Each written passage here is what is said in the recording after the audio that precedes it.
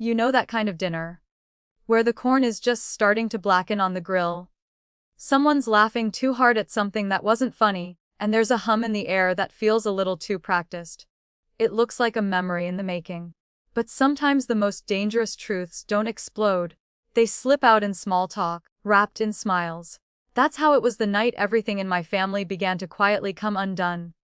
Margaret Anderson hadn't been home in almost a year, not since she'd packed the last box into her car outside a half-empty apartment in Minneapolis, where she'd lost her job, her savings, and, for a time, her ability to breathe without checking her bank account.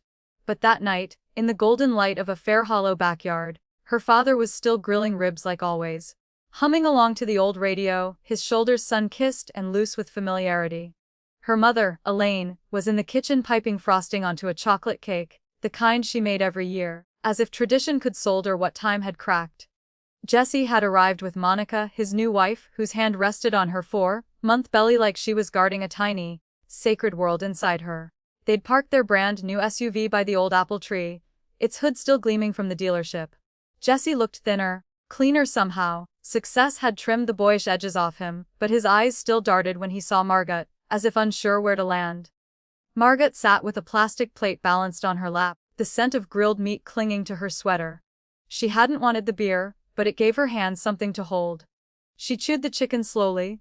It was dry, but familiar, and swallowed against a rising tide of something she refused to name. Still got that view from the 18th floor, looking downtown? Her father asked casually, passing the tongs to Jesse without looking up. And that was the moment. It didn't feel like a blow, more like a click. Like the turn of a key you didn't know existed. Margot froze, the fork halfway to her mouth. Elaine glanced up, eyes sharp, almost imperceptibly shaking her head. But Margot responded anyway, her voice low. The view doesn't matter much anymore. She knew they all heard the edge in her tone, even if no one said anything. Monica shifted slightly in her chair. That's a beautiful watch, by the way, she offered kindly. Vintage. Margot looked down at her wrist. The watch had been hers for years, but she'd pawned it 2 months ago and only bought it back after skipping 3 electric bills. Something like that, she said. Jesse, ever the peacemaker, tried to change the subject. So, what's the new gig? Still finance. She nodded vaguely. I'm in transition, which was technically true. Transitioning between exhaustion and desperation, between pretending and hoping. And then Harvey spoke again, so matter-of-factly it didn't register at first. But the money's still getting to you on time, right? The air snapped, forks paused mid-lift, plate stilled. Margot blinked. What money? That was the exact moment no one chewed anymore. Harvey's smile faltered, then faded entirely. Elaine's shoulders tensed. Jesse dropped his gaze to his plate like it had become fascinating. It was a quiet kind of explosion. Not fire and smoke, but a fissure beneath the ground you always assumed was solid. Have you ever sat at a table where the truth made the silverware go still? Where love and loyalty collided beneath the surface, like a hidden revenge no one had the guts to name. Margot didn't know where the money was coming from, or why. Only that someone had made a choice on her behalf. In that moment, surrounded by laughter that now felt artificial, by family tales polished for company, she understood the real betrayal doesn't always shout. Sometimes it shows up uninvited, wrapped in kindness, and in silence no one reached for another bite. Sometimes, it isn't the shouted arguments that hurt the most. It's the way someone whispers your name in the kitchen when they think no one else is listening. It's the weight of secrets dressed up as protection. And maybe what we carry in silence doesn't go away. It just waits, like steam on a window, until someone finally breathes close enough to fog up the glass and make the cracks visible again. The kitchen was colder than Margot remembered. Not from the temperature, but from the ceramic tiles under her feet. Cool and indifferent, the way childhood homes sometimes feel once you realize they kept more silence than stories. Come inside. She had whispered to Elaine, not as a daughter needing a mother, but as someone needing air. Not to wash her hands, but to rinse the sting out of her chest. Elaine stood by the sink, fiddling with the same dish towel she'd used for years, the threads worn thin near the corners. She didn't look up at first. I was going to tell you, she said softly. Eventually. Tell me what? Margot asked, even though she already knew. The kind of knowing that came like a cold wind, sharp and quiet. Elaine's voice was smaller now. I saw your name in a benefits application. I was doing intake for the county, just a few hours a week. I didn't mean to see it. But once I did, I couldn't pretend I hadn't. Margot said nothing. The silence felt like a second skin. I sold the ring, Elaine continued. My old engagement ring. That's where the money came from. $1,500 a month. I just thought you might not take it if you knew. Margot turned her back, gripping the counter. That ring had been the only thing she'd hoped to inherit without strings. She remembered trying it on when she was 9, holding up her hand and giggling in the mirror like a girl pretending to know what love meant. The door creaked. Jesse stepped in, looking like he had rehearsed the apology but still didn't know where to start. I've added to it sometimes, he said. Not much, but I didn't want you thinking we weren't around. Margot's jaw tightened. She reached for her phone and opened her banking app. There it was. The deposits she thought were tax returns or overpaid utilities, plain practical miracles, were all labeled ACES transfer, unmarked anonymous, family-colored lies. Harvey entered without ceremony, holding a coffee cup like it might shield him. Why didn't you tell me? He asked Elaine. She shook her head, her voice thick. I was afraid she'd leave again. For good. Margot couldn't hold the flood anymore. If I'm not trusted enough to be asked, she snapped, then don't pretend to trust me enough to help. Elaine gasped softly.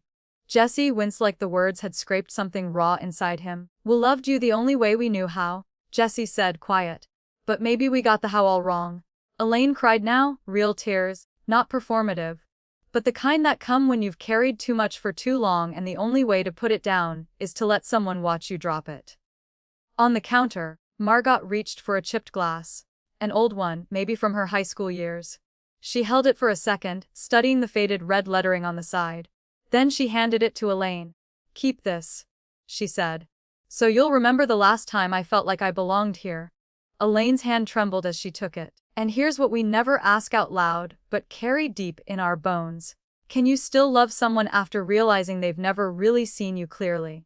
Or is that the beginning of every quiet goodbye we never say? Outside, someone laughed faintly on the porch. But in the kitchen, the only sound was the hum of the fridge. Steady, indifferent, and impossibly far away. This wasn't just a family tale. This was one of those betrayal stories no one writes down, because it wasn't about affairs or lies or a true infidelity story. It was about the infidelity of intention. The betrayal of silence dressed up as care. There's a moment in every family when the pretending begins to rot. When the stories you tell to keep things nice start to smell like something turning sour in the fridge. And when someone finally opens the door, when the silence breaks, it doesn't just echo, it splinters. Because once one person speaks the truth, it becomes harder and harder for anyone else to keep swallowing their carefully measured lies. Margot stepped back into the backyard like someone entering a stage she didn't audition for, but had memorized every line. She cleared her throat. Tonight, she said. At first, no one spoke. The cicadas chirped in unison from the trees. A glass clinked quietly somewhere behind her. Monica reached for her water. Harvey exhaled through his nose. "'Kay," he said. "Then I'll go first." He looked down at the table, his thumb rubbing a groove into the wood. "I took out a second mortgage on the house. 6 months ago." Elaine flinched. Not the way people do when they're shocked, but the way they do when a storm finally comes after they've spent months watching the clouds roll in. "I already knew," she admitted. "I saw the letter from the bank. I didn't say anything because I thought if I brought it up, you might come apart." Jesse blinked hard, his eyebrows shooting up. "So I'm the only idiot who didn't know." There was a beat of silence. Monica rested a hand on his forearm, but lightly, like she wasn't sure if he'd pull away. "I think," she said softly, "we've all been carrying things we never asked to carry." Margot leaned back in her chair as if the air had gotten heavier. "How long?" she asked, her voice quiet. "Do we plan to keep performing this play?" Elaine bit her lip. "I used to dream of a family without sadness, so I made myself believe we had one." Harvey stared into the distance, like he was trying to see a version of the past where things still made sense. Jesse scoffed, but it was bitter, not cruel. "I maxed out my cards. 29,000. I was redoing the basement, trying to make the house look like something you'd both be proud of." Even Monica looked startled, her lips pressed together, her eyes flicking over him as if seeing him for the first time. She didn't say a word, but her silence was louder than most people's shouting. Disappointment like that doesn't scream, it waits, and it lingers. No one noticed Margot standing until she was already on her feet. But she wasn't crying. Her voice was steady, almost detached. Truth is a foundation, she said. It's not always level, it's not always pretty, but it's real. She looked around at the faces she'd known since birth. Each one cracked a little differently, each one pretending a little less now. Isn't it strange how families can live in the same house and still have no idea what room each other is drowning in? And there it was again. That feeling, that this, whatever this was, wasn't just another messy night, it was the first honest one. No cheating wife stories, no true infidelity story in the literal sense. But still, betrayal. Not of the body, but of understanding, of intention, of trust. Stories cheating us of the love we might have known if we'd only asked the harder questions sooner. The cicadas kept chirping. The ribs on the grill were almost burnt. No one moved to flip them. Sometimes, what changes a family isn't a confrontation. It's a question asked softly over the phone. It's not, "Why did you lie?" But, "Are you still angry with me?" Because once people start speaking gently, something in the walls loosens. And what if healing doesn't begin in grand declarations, but in the smallest choice, to stop defending yourself long enough to hear the answer you've already been afraid of? Elaine called the next morning. Not to explain. Not to smooth things over. Just to ask, "Are you still mad at me?" Margot hesitated, staring out the upstairs window, where the late sun made the siding on the neighbor's house shimmer faintly. "I don't know," she said. "I just know I'm tired." Elaine didn't push. That in itself felt new. Later that day they sat together on the back steps sharing a cup of tea. Elaine spoke slowly, as if unspooling something long knotted inside her chest. "After Jesse," she said, "I lost another baby. 8 weeks in, I didn't tell anyone, not even your father, I just couldn't. And after that I started seeing you like glass, like a gift I didn't deserve, something I had to protect." Margot didn't speak. But she placed her hand on her mother's knee. That was enough. Jesse called that afternoon. "I wasn't exactly the charming little brother," he said. "But you were always so capable. Like this bright lamp in the room that made all my shadows more obvious." Margot smiled, just barely. Maybe we were both drowning in expectations we didn't know how to say no to. Later, she wrote in her journal, "Maybe I'm not alone. Maybe we're all screaming in silence, hoping someone else will listen without judgment." Harvey suggested counseling first, almost shyly. "Not because we're broken," he said, "but maybe so we understand each other before it gets worse." Everyone surprised themselves by agreeing. Monica sat beside Margot that night, folding tiny baby clothes. "I don't know you," she admitted. "Not really. But I'd like to." Margot blinked. "That's fair," she said. "I think I stopped letting people see me a long time ago." Later, Jesse sat with Monica on their bed. "I'm so tired," he whispered, "of trying to be the okay guy in every wedding photo. Like if I didn't smile wide enough, everything else would fall apart." She leaned into him but didn't offer advice, just let the weight settle between them and stay. In the kitchen, Elaine leaned over the sink. "If there are secrets from now on," she told Harvey, "I want to be the first to know, not the last." Harvey nodded, eyes fixed on the faucet. "You will be." That night they gathered on the living room floor with old photo albums. Not to pretend everything had been beautiful, but to remember that some things had been real. A scraped knee. A camping trip. A candid photo where everyone looked messy, imperfect, alive. They passed around the pictures quietly, a baby Jesse with chocolate on his chin. Margot at 10, scowling in church shoes. Elaine in a homemade Halloween cape. Harvey's arms in the frame, holding someone just out of view. And somewhere between the photographs, a question hovered. What do we owe the people we love, once we've told the truth? And they've stayed anyway. This wasn't about human revenge, or the loud kind of family revenge stories you hear in courtroom dramas. This was quieter. This was one of those family drama stories where no one wins or loses. Just people trying not to turn away when the truth finally arrives. Outside, the porch light flickered on. No one moved to turn it off. The house didn't feel perfect, but it did, finally, feel lived in. Not every story of healing is a grand gesture.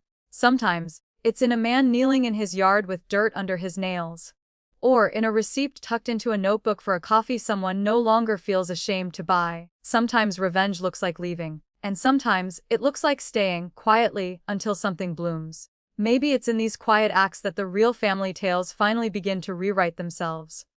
Margot's name tag at the library read temporary circulation assistant, but there was something permanent in how she smiled when she walked past the stacks. She'd once skipped school just to hide here, wedged between the rows of biographies and poetry, reading until her legs went numb. Now she unlocked the front doors at 80:59 every morning as if each day were a second chance. On Sunday, Jesse drove to the dealership and handed over the keys to the SUV. The salesperson tried to talk him into a hybrid with leather seats, but he settled for a dusty used electric hatchback that smelled faintly of crayons and someone else's music. "This one's fine," he said, and meant it. Harvey knelt in the backyard and pressed tomato seedlings into the dirt. "I want to see something grow because of me," he said when Elaine brought him lemonade. His hands were dry and cracked. The tomato stakes leaned a little left, but they stood. Elaine began walking to the senior center 3 times a week. At first, she told people she was taking a class. Only later did she admit, out loud, that it was memoir writing. "What kind of stories are you writing?" one woman asked. Elaine replied, "The ones I never said aloud, until now." On a quiet Sunday morning, Monica knocked on Margot's door. She held 2 paper cups of coffee and simply said, "Let's walk." They didn't talk. They didn't need to. Their silence was the kind that asked to be shared, not filled. That afternoon, Margot sat at her tiny kitchen table, writing out a budget for the month. She paused at one line coffee, $2.50. For once, she didn't cross it out. She didn't add an apology in the margin. Jesse took a week off work, not for a wedding, not for an emergency, just to sit in his house. He fixed a door that creaked. He watered the basil plant Monica kept forgetting about. He let himself be still. "I'm not leaving a legacy," Harvey said, brushing dirt from his jeans. "But I'll leave a tomato plant that knows how to bear fruit. That feels like enough." Elaine invited Margot to bake with her one afternoon. They chose a banana bread recipe from a blog, not the family one with perfect measurements. They laughed when it sank in the middle, dusted it with sugar, and ate it warm. "We're not bad at baking," Elaine said. "We just never gave ourselves room to mess up before." In her apartment, Margot found a photo in an old envelope. The whole family, years ago, eating ice cream on a patch of lawn. No one posed. No one smiled for the camera. Everyone's mouth was full. She framed it and placed it near the window. It looked like something worth remembering. Is it possible that healing doesn't start with forgiveness, but with choosing, quietly, to stop pretending we were never hurt? There were no burning revenge arcs here. No slammed doors, no final words. Just a family betrayal that hadn't broken them, but bent them enough to make room for air. For light. For the kind of honesty that no longer needed a crisis to be spoken. Sometimes, life appears steady, a job that pays, a room that's quiet, a routine that works. But calm doesn't always mean peace. Beneath the surface, grief can whisper like a draft under a closed door. Persistent, cold, easy to ignore until it isn't. And even as routines settle into place, the real question begins to press inward. What if healing isn't about getting better, but about learning how to live with the ache? Margot didn't love the bakery job. It was early hours and paper, thin receipts and the sticky smell of sugar that clung to her clothes. But it gave her something small but solid: order, a reason to wake up, a name on a schedule again. Most days she worked quietly in the back, organizing invoices and balancing spreadsheets that made more sense than people ever had. On a Tuesday morning, while counting the tip jar, she turned and saw Carla, a girl from high school, now older, hair clipped back, a toddler on her hip. They hugged awkwardly, smiling the way people do when the past feels both close and embarrassing. "Single mom now," Carla said, handing over a card for her vintage shop. "Stability's not a destination, it's a daily decision. Some days I make it, some I don't." The words lodged in Margot's chest and stayed there all afternoon. Later that week, while helping refill the sugar canisters, a sharp pain bloomed behind her eyes. The bakery owner found her curled on the break room couch and, without asking questions, handed her a cold compress and a blanket. No lecture, no performance, just kindness. That night, in her notebook, Margot wrote, "Kindness is the only over-the-counter painkiller that works." At home, Jesse dropped off paperwork for his startup. "Could you look this over? Just make sure we're not falling into any traps." Margot skimmed it, then gently suggested they write up a formal contract. He blinked. "Yeah, that's fair." And for the first time, she didn't feel guilty for asking to be treated as a professional. "You're right to draw the line," Monica said later. "Setting a boundary is loving yourself in a way no one taught us." A few days later, Elaine stopped by with an old manila envelope. "Found these cleaning the attic," she said, almost sheepishly. Inside were Margot's childhood drawings, crumpled story drafts, notes she'd written and stuffed under her pillow when she was 13. Margot cried. Not because she missed those days, but because she realized her mother had kept them. Quietly, lovingly, without ever saying a word. That night, Harvey joined her on the porch, cracking his knuckles. I don't know if I ever taught you how to be an adult, he said, voice low. I just knew how to teach you not to fall. There's a kind of betrayal not talked about in true infidelity stories. Not about cheating on a partner, but on ourselves. Cheating out of dreams. Cheating by staying silent. Cheating by pretending we don't want more, just to keep the peace. How many times have we broken our own hearts, not because someone else left, but because we did? In her room, Margaret stared at the bank ledger she'd once hidden under her mattress. She opened it, crossed out the old account number, and wrote something new today. I chose myself. And for once, that felt enough. Some of the most important conversations in a family don't happen around dining tables or during fights. They happen between stalls at the farmer's market while picking out tomatoes. In the back seat, quietly, after a detour. They happen in the pauses, in the decisions to show up, not because it's expected, but because it matters. Because love, when it tries again, rarely knocks loud. It just brings a canvas bag and walks beside you. Elaine called early Saturday morning. Want to go to the market? She asked. I don't really need anything. Just thought it might be a nice new habit. Margaret almost said no, out of reflex more than resistance. But she paused. Okay? They didn't talk much that first trip, just commented on the price of arugula, asked vendors what was in season, swapped recipes neither of them would probably try. But when they got back to the car, with strawberries on the back seat and the windows cracked just enough for the breeze, Margot felt lighter. And she didn't know why. The next Saturday, it happened again. And the next. On their fourth outing, Elaine asked, casually, if you could start over, what would you want to do? Margot didn't answer right away. She fidgeted with a jar of local honey. Right, she finally said. I used to think I'd be a writer. Elaine smiled, but it was wistful. I wrote stories in college, she said. One even made it into the local paper. Margot stopped walking. You never told me that. Well. Elaine shrugged. When you become a mother, you have to put some things away, to make space for other people's lives. Back home, Elaine pulled out a yellowing newsprint clipping from an old file folder. They read it together, elbows touching on the kitchen table. It was about a young woman who couldn't quite say what she felt to her mother. So she pretended not to feel anything at all. Did you write this about yourself? Margot asked. Elaine looked at her daughter. I wrote it about you. Before I even knew it. Later that night, Margot opened her laptop and, for the first time in years, wrote something that wasn't for work or school. It was a blog post. Anonymous. Titled When Your Mother Becomes a Gentle Stranger. The next morning, Jesse spotted the printout on the fridge. Monica had found it online and quietly shared it. He stuck a sticky note on it. True. That's all he wrote. Some betrayals aren't loud. They're the slow kind. The ones that come from people loving you in the wrong way for too long. The kind of betrayal stories that never make it into therapy because they don't come with bruises. Only silence. That Sunday, Monica handed Margot a simple, linen-bound journal. This is for the thing that hasn't started yet. But needs to? Margot touched the cover, her thumb smoothing the edge. She didn't say thank you. She just held it like a small secret with a long future. Can two people really begin again? Not from scratch, but from the parts that never got to grow the first time around. They went to the market the next week too. They bought apples. They didn't talk about writing. Or the blog. Or the story. They didn't need to. The canvas bag was full. The silence was comfortable. The start had already happened. Sometimes, the most deafening moments in a family don't come from shouting, but from the silence that follows too many things left unsaid.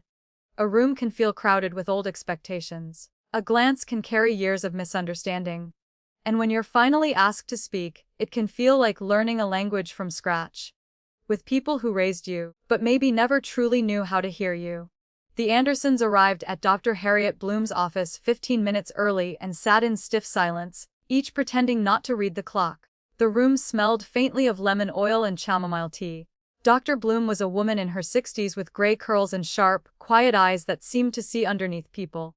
I'd like each of you, she began, to bring something that represents what you haven't been able to say. Jesse went first. He reached into his coat and pulled out an old graduation photo, creased, one corner torn off. I used to feel like I was just Margot's shadow. Same last name, smaller font. He didn't say it with malice, just exhaustion. Monica unfolded a silver spoon, aged and delicately tarnished. Harvey gave me this at our wedding. I've always felt like as long as I kept it polished, I'd be safe. Like love meant performing right. Harvey opened his hand to reveal a worn pocket knife. I always thought being the dad meant fixing things. And if I couldn't fix it, I should at least pretend I could. Elaine hesitated, then looked up. I didn't bring anything, she admitted. Because that's what I've always done. Nothing. I thought if I stayed quiet long enough, things would heal on their own. Margot reached into her bag and pulled out a bank ledger. Creased and weathered from being stuffed into drawers, closed and reopened. I thought asking for help would make people ashamed of me, so I held it all. And it swallowed me. There was a stillness in the room, not empty but reverent. Dr. Bloom looked at each of them. If your family were an instrument, she asked softly, who's been playing too loudly? Who hasn't been hurt at all? Jesse stared at his hands. I don't want to be the strong one. I just want to be someone who's allowed to lean, too. Afterward, they went out for ice cream. No one talked about the session. No one checked their phone. They just sat, vanilla melting down cones, watching the streetlights flicker on one by one. In families, sometimes the true infidelity story isn't about betrayal with another person, but with the self you abandon to keep the peace. How many of us have cheated ourselves out of being known, just to fit the script someone else wrote? At the table, Monica placed her spoon carefully beside her napkin. I never liked this flavor, she said softly. But I kept choosing it, every time. Just to keep things smooth. Margot looked at her. Maybe it's time we all stop pretending mint chocolate chip is our favorite. They laughed, gently, and then went quiet again. Not the kind that hides, but the kind that lets things settle. Have you ever realized too late that your silence wasn't protection, but permission for the wrong things to keep happening?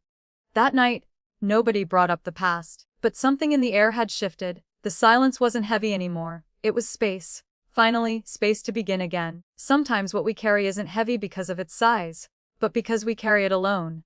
Shame doesn't always announce itself. It hides in silence, in pride, in the pause before asking for help. But what if the real weight isn't the debt, the mistake, the need, but the fear that asking for help makes us smaller, when it might be the one thing that makes us finally seen? The tax notice came on a Tuesday, folded in thirds like a quiet verdict. Margot read it twice, once to absorb the numbers, once to feel the shame. A 4-digit figure, not catastrophic but enough to rattle the scaffolding she'd carefully rebuilt. That night, she lay awake, eyeing the ceiling as if it might whisper a solution. By morning, her pride had softened just enough. She emailed Jesse, just one line, "Can you help me figure this out?" No response. Not for hours. But that evening, as she was wiping down the bakery counter, he walked in with a plastic bakery box and a folder of spreadsheets. No lecture, no sigh. No. You should have. Okay, where do we start? And that, more than any advice, was what made her eyes sting. Later that week, Harvey came by and left an envelope on the kitchen table. Not money, he said. Just tuition for learning how to receive. Inside was a blank check, unsigned. She never cashed it. She didn't need to. But she kept it in a drawer like some people kept old love letters. Not for the content, but for the meaning that had no words. Elaine, perhaps sensing a shift, handed Margot a weathered notebook one morning. Family records, she said. Pages yellowed with time, filled with grocery lists, school fees, hospital bills. Margot's name written in faded blue ink under delivery expenses. It stunned her. How long her mother had kept proof that she mattered. During their next family video call, Monica leaned into the screen, her voice calm but precise. We've all gotten really good at planning things. Maybe it's time we learn how to lean on each other too. The words floated, unchallenged. Until Harriet, ever the quiet disruptor, asked from her square on the screen, "Who here has given something?" without ever asking if it was wanted. Elaine raised her hand first. "I always thought giving was love," she said softly. "But I see now, it's not love if it's done in the dark." Harvey sat back, exhaling. "I used to think I was giving my role as father. Turns out I was just offering my presence. Sometimes, that wasn't enough." And in that moment, no one defended, no one excused, no one tried to fix. There are many kinds of betrayal in family drama stories. Not just infidelity stories between lovers, but betrayals between parents and children, between siblings, between who we are and who we pretend to be.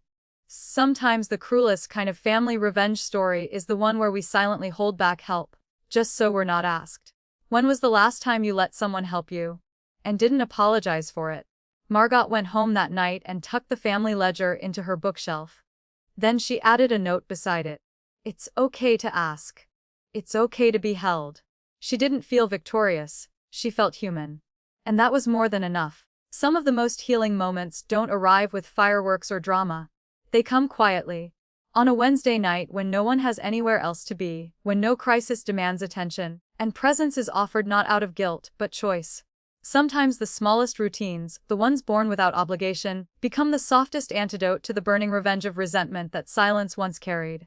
They called it No Agenda Wednesdays. No birthdays, no news, no crisis. Just showing up. Because they could. The first night, Monica brought sourdough still warm in the towel, Jessie juiced apples from the backyard tree, and Margot unfolded a faded short story Elaine had written in college. She read it aloud while Elaine stared into her lap, her eyes flickering as if hearing someone else's voice. Elaine whispered when Margot finished, "That's the first time I've heard my own words and not winced." Harvey raised his cup. "Say whatever you want tonight. Just no talk of stocks or politics." They all laughed. Not because the line was funny, but because it sounded like home. Margot had brought an old memory game from the attic. Cardboard pieces softened by years. They played like children. Nobody kept score. Everyone lost at least once. And it didn't matter. Later, Jessie scribbled something on a sticky note and stuck it to the fridge. "We don't need to be right. We just need to be here." The second week, no one asked if they should continue. Monica simply said, "Can we keep this up?" And Margot, curling under the quilted throw, replied, "Only if it never becomes a chore." Elaine, in a rare moment of spontaneity, began compiling a notebook titled, "Things We Keep Without Needing a Reason." It wasn't organized. Just filled with scraps, recipes, baby teeth, ticket stubs, memories that weren't curated, only loved. Harvey proposed something different. Each month, one of us shares a memory. Doesn't have to make sense. Just has to be true. No one objected. Margot volunteered first. "There was a day I skipped school," she began. "Didn't go anywhere wild.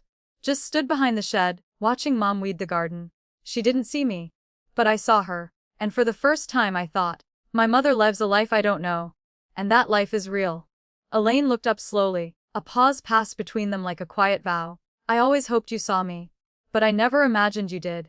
In another story, maybe that would have been the moment when years of tension melted like snow.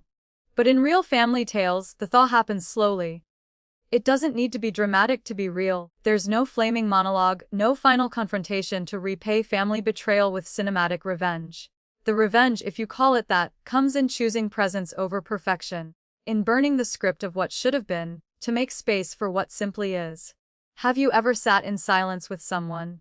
Not to fix them, but just so they wouldn't be alone. That night ended with mismatched mugs of tea, the flicker of candlelight, and Elaine humming a tune no one recognized. And nobody left early.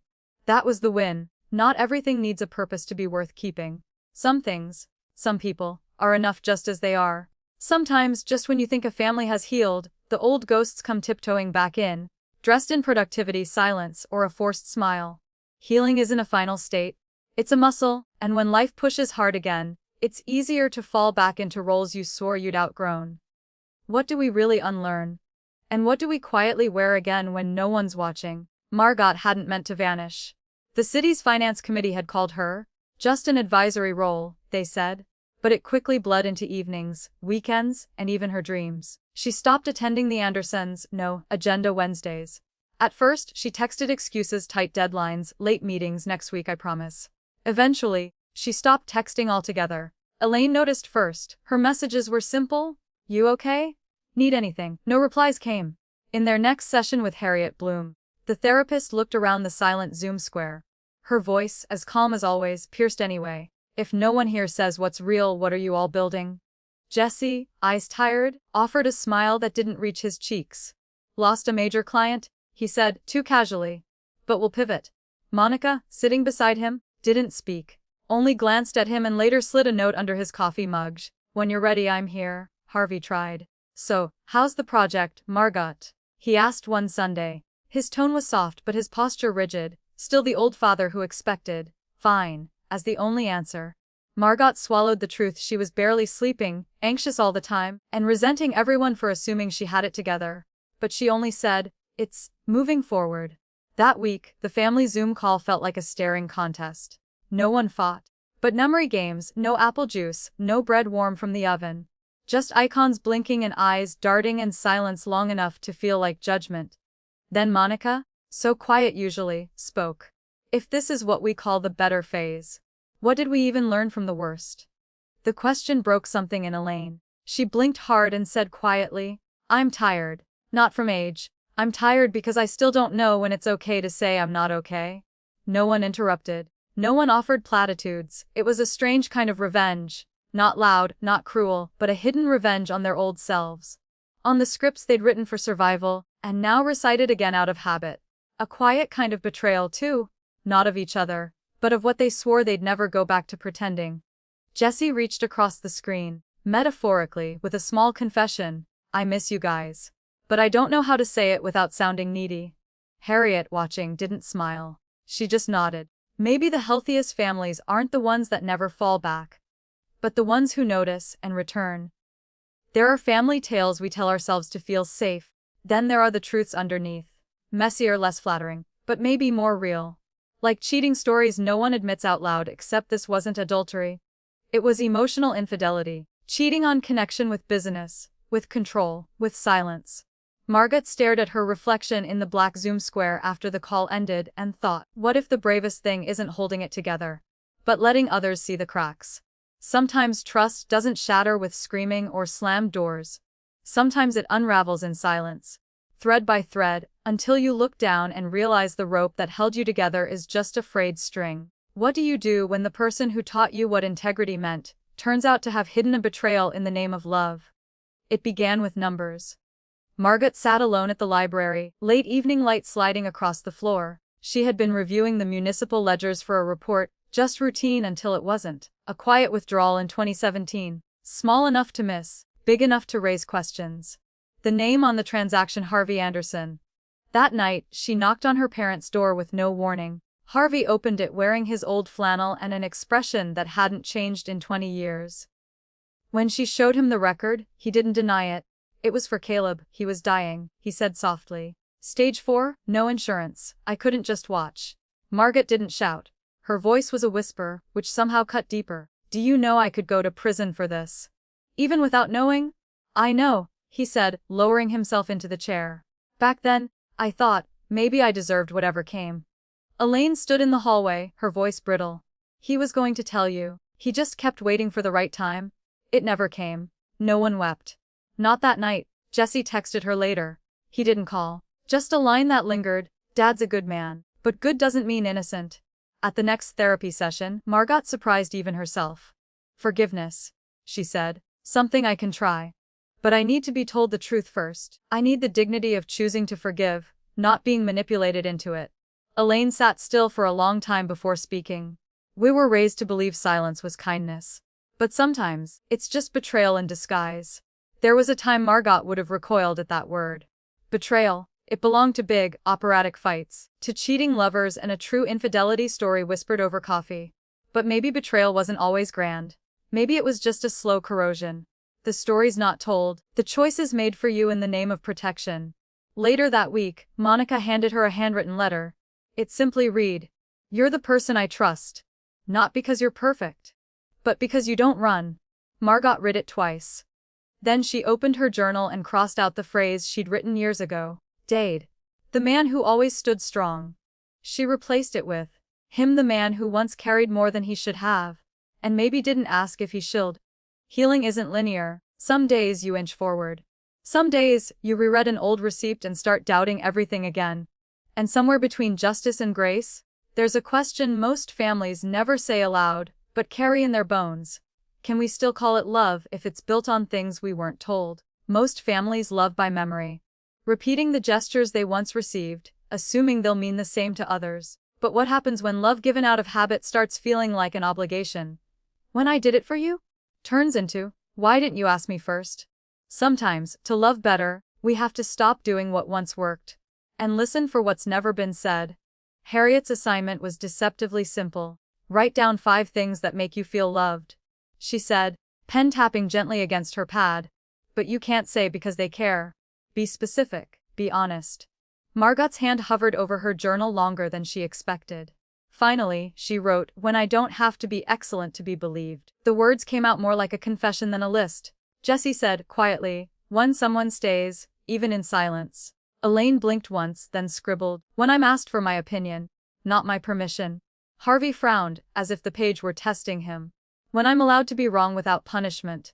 And Monica, with a voice so soft they leaned in, when no one explains my emotions, just accepts them. That week, they were each assigned one action, small, specific, not to show love but to speak it in the other's language.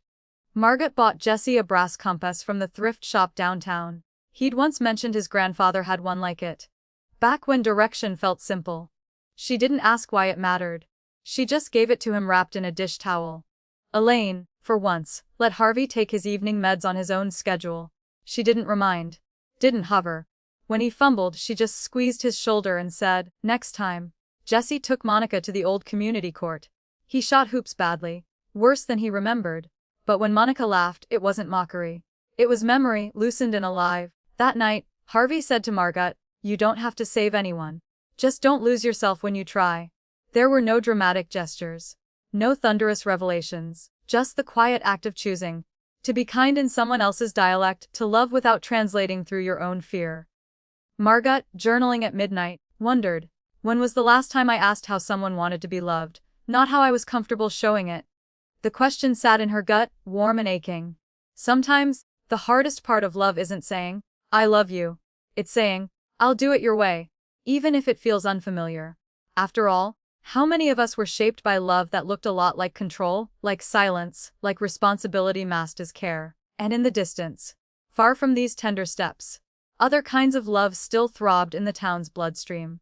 The widow who never forgave her husband's true infidelity story. The neighbor who found out about his cheating wife only when her goodbye note was posted online. The old man who stopped trusting anyone after reading stories of cheating that felt too close to his own. But here, in the Anderson home, a quieter revolution was taking place. Not with confrontations. With practice, with effort. With choosing, every day to try again, differently. And in the gentle flicker of porch light that night, one question pulsed like a heartbeat. What if the love you've been giving isn't the kind they've been waiting for? What happens when the people you've built your entire life with, people who once shared your dinner table, your secrets, and your grief, suddenly want things you can't understand? The hardest part of love isn't losing someone, it's watching them grow into something unfamiliar, and still choosing not to walk away. Is it still a family if everyone is heading in different directions? The idea came from Jesse, of all people. Over coffee and a half-eaten muffin, he said it almost shyly, a community lending fund. Small-scale loans for local folks who banks won't touch. We could manage it ourselves. Margot paused, scribbled a note. Harvey, however, didn't. Risky? He muttered. You don't gamble with the family name. And just like that, the temperature in the room shifted. Not with yelling, not with drama, but with the thudding silence of familiar disappointment. It wasn't new. Just another chapter in the same old family drama stories, retold with fresher costumes. Finally sighed. Can we, just once, listen not to argue, but to understand? It was enough to halt the rising tension. Margot watched her father's jaw loosen, Jess's shoulders drop. She didn't pick a side. Instead, she pulled out a blank page and said, "Let's list everyone's concerns. And then maybe we bring in outside advisors, not family. People with perspective." No one cheered. But no one objected either. Even Harvey, grumbling, agreed to nominate someone. Jesse nodded, a little more relieved than defiant. Monica, who'd been quiet all meeting, said something that landed like a soft truth. No one's born knowing how to accept someone else's difference. It's a skill, not instinct. That night Elaine made a different suggestion one day a week. No money talk, just be a family. Harriet, during therapy, added another metaphor to their growing collection. Family isn't a train. You don't all have to head the same way, it's a dock. People come, people go. You stay open. Later, Jesse wrote a line in the family notebook that no one dared edit. I don't need to win. I just want to exist without having to fight. Margot found herself whispering to Monica one evening while washing dishes. I don't always get you, but you've never made me feel like I had to apologize for being who I am. Monica looked at her and said nothing. Just nodded and handed her the towel. And over dinner, in a room where tension once boiled but now only simmered, Harvey cleared his throat. I owe you all an apology, he said. Not for disagreeing, but for thinking I was right just because I've lived longer. That admission did more than resolve a debate. It softened something old and rigid inside Margot. The part of her that had grown used to carrying the weight of being the mature one. It made her wonder, what do we lose when we mistake control for care? And what do we gain when we finally let each other be wrong and still show up anyway? Sometimes the boldest thing a woman can do isn't to rebel, but to stay on her own terms. When Margot is invited into public service, she realizes that the cost of stepping forward isn't just scrutiny from strangers, but the quiet resistance of those who raised her. Can you build something true from within a system that once silenced you? Or does reclaiming your name mean walking alone into the light? The invitation came in a thick, cream envelope, heavier than it looked. The town council wanted Margot to run for local treasurer. Not assist, not consult. Run, as in take the office, take the title, take the weight. She stared at it for an entire evening. Not because she didn't know her answer, but because she already did. You realize? Harvey said carefully, placing his coffee cup down as though afraid to break the moment. If you accept, the family name will be under a magnifying glass. It wasn't a threat. It was a fear wrapped in fatherly concern, the way some family betrayal comes cloaked in kindness. Margot folded the letter in half. If I decline just to keep the family untouched, then I'm choosing to be your daughter first, and myself second. Jessie was the first to nod. If you take this on, you could bring an entirely new kind of transparency to this place. Something honest. Something we've never had. Elaine didn't say anything.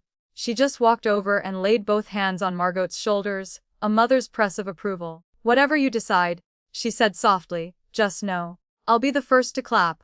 Later, Monica pulled out her phone. Write about it, she said, before anyone else writes the story for you. Margot posted a public letter on her small blog that night. It wasn't fiery or defensive. Just this: I used to believe my worth came from not needing anyone. That independence meant isolation. I was wrong. Sometimes, true strength comes from knowing who will stand beside you. Not out of duty, but out of belief. On Wednesday night, Jessie read it out loud to the family. No one commented. But Elaine quietly wiped the corner of her eye. No one told her to stop. And then Harvey cleared his throat and placed his hand, palm flat, on the table. Maybe, he said slowly, this time, the old man should learn something new from the young woman. There was a silence that followed. Deep, not empty. Later that week, Margot sat alone in the small library downtown, pen in hand. She didn't sign the forms to prove anything, not to silence old doubts, not to retaliate, not to burn bridges or reclaim legacies tainted by old power plays or buried revenge. She signed because, for the first time, the idea of staying didn't mean surrender. It meant truth. She closed the pen, slid the paper across the desk. She stayed. But on her own terms, and quietly, just under the surface of her pulse, came a question she'd carry long after this moment passed. What if legacy isn't something we inherit or repair, but something we choose to define, completely from scratch? It's easy to hold grace when the calendar is clear and hearts are light. But what happens when pain knocks on your door at midnight, uninvited, and asks how strong your family really is? Sometimes, the most profound revenge isn't loud. It's when love returns in quiet, stubborn ways, just when you thought you had no more strength left to give. The fall wasn't dramatic. There was no thunderous crash, no shattering glass. Just a thud, a heavy, unmistakable sound Elaine couldn't unhear, no matter how much she would try later. Harvey had been trying to fix a wobbly shelf in the back shed, refusing help like always. He slipped, tumbled down 3 narrow steps, and cracked his wrist against the cold concrete floor. The diagnosis: a broken wrist, mild lumbar injury, and, worse for Harvey, a prescription for dependency. Elaine didn't hesitate. She called Jessie and Margot in the middle of the night. No passive-aggressive sighs, no veiled martyrdom. Just, your father's at St. Luke's. Come. At the hospital, Harvey tried to brush it off, waving his good hand toward the door. I can manage at home, he said, already reaching for his coat with practiced denial. Margot gently placed her hand over his. Not this time, Dad. You're not doing it alone. Back at the house, Monica rearranged the entire downstairs without a word. She moved furniture, installed grab bars, even ordered Harvey's favorite kind of seat cushion. She never asked if he wanted help. She just did what needed doing. Quietly. Respectfully. Jessie cleared his schedule and took a week off. Not out of obligation, but because he wanted to. One afternoon, the two of them sat on the couch watching reruns of old baseball games. Neither needed to. I'm not afraid of pain, Harvey said finally. I'm afraid of being useless. Margot, in her journal that night, wrote, the man who once didn't let me fail is now showing me how to stumble without shame. And that, maybe, is the greater gift. Elaine canceled her book club, her volunteer shift, even her quiet Sunday walks. She admitted something that took years to surface. I'm tired. But I'm not gonna hide it this time. At their next session, Harriet gave a simple rule. This week, help only when asked. Love doesn't have to mean control. Dinner that night was pizza, no cloth napkins, no speeches, just presence. The kind of silence that doesn't demand to be filled. Harvey, awkwardly adjusting to his new limitations, said softly as they cleared paper plates, "Maybe I needed this. Not the fall, but the reminder that I'm still human, not just useful." Jesse looked at him, eyes thoughtful. "It's funny, isn't it?" he said. "How we spent years avoiding weakness. And now, it's the thing tying us back together." That night, as Margot turned out the lights, she lingered by the doorway, watching her father nod off in the recliner. His casted arm draped clumsily over his chest, his breath steady, his pride quieter than before. And she thought, what would our lives look like if we believed the people who once hurt us could still be our teachers? Some pain doesn't scream, it whispers for decades. And sometimes, what breaks a family isn't what was said, but what was carried in silence. What if the bravest thing isn't fixing what's broken, but simply sitting beside the fracture, without turning away? When the stories finally spill out, not to solve anything, but just to be known, you realize healing isn't always clean. Sometimes it's just not hiding anymore. During Thursday's therapy session, Harvey leaned forward slowly, elbows on knees, the hospital cast now stripped from his wrist, but the bruise of age still settling across his spine. "I thought I was holding this family together," he said, voice thick. "But maybe I was just pressing it down." No one argued. No one interrupted. Elaine sat beside him, hands ringing in her lap. Her voice cracked like old wood. "There was a third pregnancy," she said. "Long before Margot. I lost it in the second trimester. I never told anyone because I didn't want to add weight to a house already balancing on edges." The room held still. Margot looked up from the corner, eyes wide, not in judgment, but recognition. "Why did you think you had to do that alone?" she asked. Elaine didn't answer.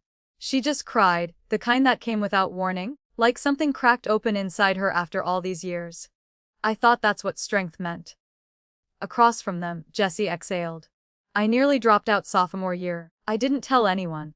I figured, what would it change? Just another disappointment." Monica stirred next to him. "When I was 13? She whispered. "I chopped off all my hair. Everyone thought I was being rebellious. But I thought maybe if I looked different, I'd feel less invisible." Harriet didn't try to console. She just said gently, "Sometimes we don't need someone to fix it. Just someone willing to stand in the fire with us." That night they created a confession box. Not for drama. Not for judgment. A shoebox, plain with a slit at the top. Each of them dropped in one note, something they had never said out loud. No names, no explanations. Just truth. On Wednesday evening, by candlelight they read them out loud, one by one. "I once wished I'd been born into another family. I stole $20 from Mom's wallet when I was 10 and still feel sick about it. Sometimes I think I'm the only one pretending to be okay. I miss a version of myself I've never even met." The air felt thick afterward. Not heavy, just real. Jesse broke the silence. "There's nothing wrong with having a wound if it no longer forces you to stay quiet." No one clapped. No one preached. But Elaine reached for Harvey that night in bed, held his shoulder, and whispered, "We don't have to be the pillars anymore. Just be people, okay? Let's fall down together, if that's what it takes." Outside, a gentle spring wind stirred the curtains. No lightning, no applause. Just life, uncertain, honest, raw. There was something oddly comforting in that. And as Margot sat journaling before sleep, she wrote a question that lingered on the page long after her pen stopped. If your deepest hurt had a voice, what would it finally say? We often think of legacy as what we leave behind, land, money, names engraved in granite. But what if the truest inheritance is how we love each other when no one's watching? What if it's the quiet, awkward acts of choosing each other after the anger has settled and the silence has lifted? What if legacy isn't what outlives us, but what allows us to live, honestly, side by side? It began not with a grand gesture, but with a line Margot scribbled on a post-it, no questions asked. She taped it to the fridge beside the usual grocery list, and thought nothing more of it. That same evening, she proposed the idea to the family, the Anderson Trust, not a legal entity, but a small fund everyone could draw from when they needed help. No contracts, no shame, just a signal that support didn't have to mean proving you deserved it. Jesse was the first to speak. "I don't need money," he said. "But it would mean something to know that, if I ever did, no one would ask why." Monica added her voice, softly, "Let's each write a silent wish. Something we want, Just for ourselves. No duty, no guilt. They did. Jessie's wish was folded in half with care. Elaine's paper trembled slightly in her hand as she tucked it into the mason jar Monica placed on the center table.